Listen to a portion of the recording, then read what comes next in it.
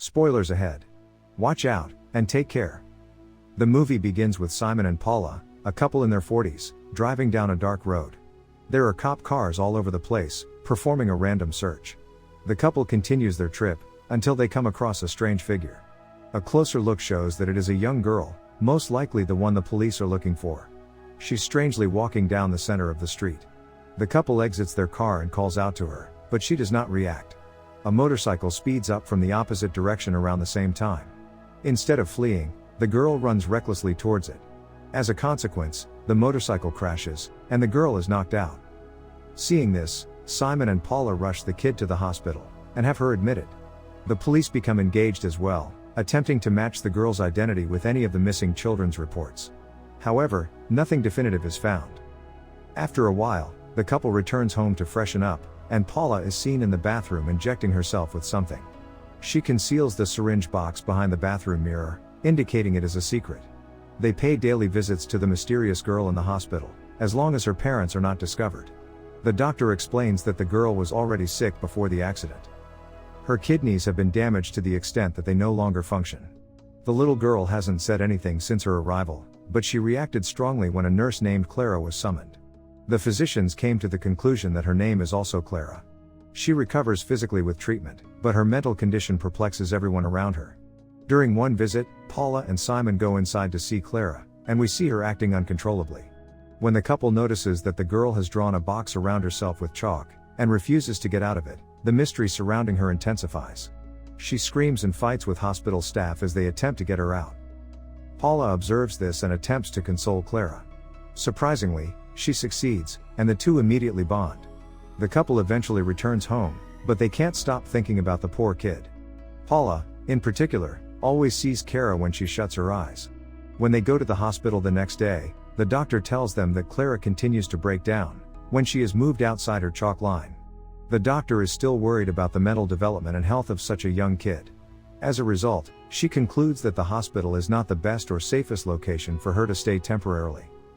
Paula has already developed a close connection with the girl, because she is able to comfort and calm her down when she becomes aggressive. As a result, hospital officials decide that she and her husband can provide a good home setting, in which they can win Clara's confidence, force her to open up, and discover her identity.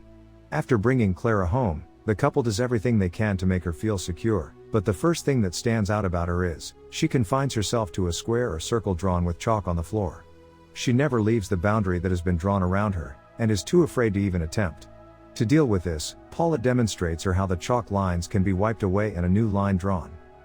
Furthermore, the couple clears as much floor space as possible, and draws lines or pathways throughout the home, so that young Clara becomes accustomed to moving freely inside.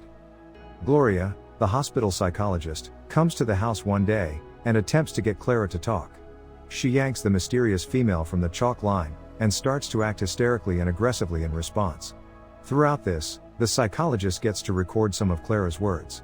This shows that the mysterious girl is not mute, but simply refuses to speak. When Paula learns of this, she quickly draws a chalk line to confine Clara. The latter is moved by the gesture, and cordially embraces Paula. She eventually allows the couple to approach her, and even develops feelings for Paula as time passes. However, a strange incident happens one day, when a pregnant neighbor pays them a visit. Paula serves bread and jam to the neighbor, who eats until she begins to bleed from her mouth. She coughs after a while, and manages to spit out a large shard of glass that was in the meal. The neighbor is taken to the hospital, and when Simon examines it, he discovers that the container in which they stored the jam is filled with several other glass shards. He is taken aback, and adds 2 and 2, and decides that it is the fault of their new guest, Clara, but Paula refuses to entertain that possibility. Gloria, the psychologist, then gives them a call to discuss her new findings. She plays Clara's recordings, and it becomes obvious that the girl is fluent in German. She claims that Clara isn't speaking, because everyone around her is only speaking Spanish. While the police in Germany begin to investigate missing child cases, the doctors converse with Clara through their German colleagues. She appears to comprehend everything, but she is still exceedingly shy and introverted. It is clear that she is plagued by a heinous event from her past. Paula continues to attempt to communicate with Clara as the days pass, but to no avail. She even gets injured once, when Clara angrily kicks her away. Simon notices this, and is outraged that the little girl is turning out to be such an evil kid. As a result, He begins to dislike her, and wishes to return her to the infirmary.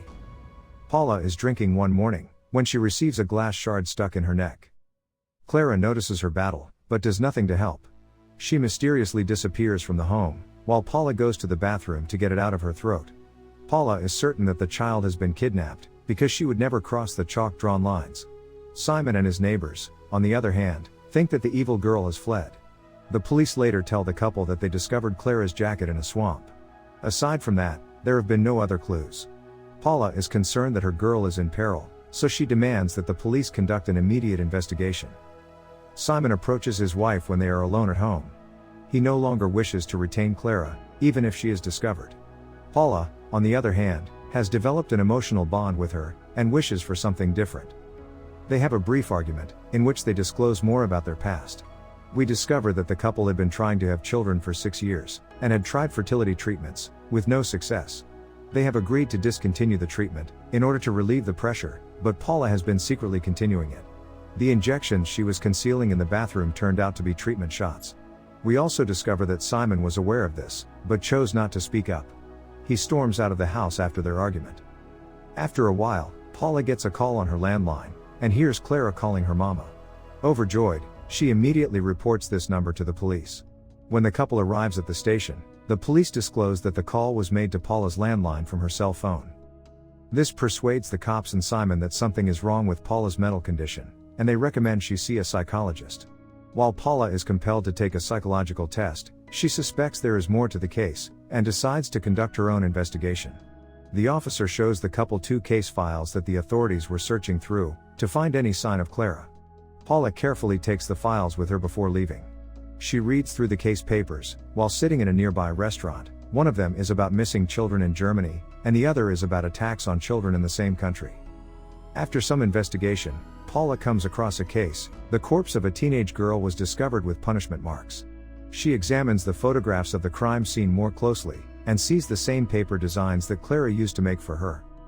Paula travels to meet with the doctor who performed the autopsy report on the murdered adolescent girl, convinced that she has found a lead. The latter shows that the girl had kidney damage as well as a lazy eye, meaning one of her eyes was weaker than the other. Alarmed, she searches through the file of missing children's reports again, and discovers a major lead. Among the victims is a young German girl called Ingrid, who has a patch on one of her eyes, most likely due to a lazy eye. She was abducted from a beach around 10 years ago, and has never been located. She searches the internet for a German story, and a video of Ingrid's parents discussing her after she's been missing for a year. Ingrid's parents mention in the video how she used to make those trinkets, present them to her loved ones, and refer to them as guardian angels. When Paula returns home with all of this knowledge, she looks again at one of Clara's drawings, sitting where the girl used to sit. She looks around, and notices that the drawing is pointing to her brother Eduardo, who resides in the house across the street. After some thought, she realizes Eduardo has something to do with Clara's absence. As a result, she quickly contacts the police, before going out to inspect. The scenario then flashes back to the night Clara was discovered on the road. Eduardo was driving Clara in his car, when he spotted a police checkpoint near their house. He let go of the little girl, and told her to keep walking straight on the road, intending to join up with her later. However, the girl had already encountered Paula and her husband, and had been rescued. Eduardo was devastated when he heard the news later. He once excused himself from a dinner party at Paula's home, and managed to mix some shards of glass inside a jam jar, hoping to kill Clara, because he was afraid she would reveal his heinous crimes. Another time, he broke into the home, stole Paula's phone, and dialed her landline number from it. He then returned it to avoid arousing suspicion. The goal was to make Paula appear insane. When nothing worked, he broke into the house again, and abducted Clara. Back in the present, Paula resolves to save the child herself. However, by the time she arrives at Eduardo's home, the man has already deduced that she is aware of his crimes. He strikes her with a hammer, rendering her unconscious.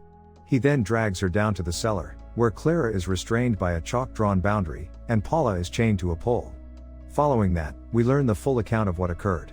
Eduardo abducted Ingrid years ago, and impregnated her with Clara, and finally killed her. This proves that the German woman is Clara's mother. The little girl grew up in captivity, and Eduardo had trained her to stay confined within chalk lines, by punishing her regularly. Meanwhile, 2 officers appear at Eduardo's door, responding to Paula's previous call to the police, but the cunning man manages to drive them away, with some lies. Then he returns to Paula, and smashes her up, questioning how she found out about his secret. She admits that she stole the case files earlier, and that they are in her car. When he hears this, he rushes out, determined to destroy the files and conceal his real identity. Paula tries to get Clara's assistance after he leaves. She hands the kid a few pieces of chalk she had with her, and tells her to draw her own path to the basement door. The little girl complies, and she gradually begins to leave the area. Eduardo returns after a while, and sees that the girl is missing. Clara slips out of the basement, and closes the door from the outside, as he shouts around for her. She arrives at the main entrance, but hesitates to open it, because she is unable to draw on the ground outside. Just then, she sees Simon, and calls out for assistance, but he is too preoccupied with calling the police, because his wife has gone missing. Clara, with no other choice, slowly steps out of the chalk line, and out of the house. Eduardo's fiancée, Maite, also arrives by this time. She initially behaves politely, asking Clara if she is lost. After a while, she changes her mind, and drags Clara back into the house. We discover that Maite has always been dominated by her controlling husband, and she now takes advantage of this opportunity to gain the upper hand over Eduardo. She insists that he let her do whatever she wants, in exchange for keeping the basement and the two captives hidden from the rest of the world. Eduardo agrees, and the two settle down for breakfast, but their agreement is short-lived, as the police arrive and arrest them. When Maite was dragging Clara inside the house, she left chalky prints of her hands on the main door, and when the police investigated, they immediately realized that something was wrong in Eduardo's house. The couple is apprehended, and the two prisoners are freed. Clara now resides with her grandparents in Germany, and video chats with Paula. She has finally begun to live a normal life. Paula is revealed to be expecting her first child. The end. Thank you for watching. Subscribe if you'd like to see more videos like this. Turn on the notifications, and leave a like to help the channel out.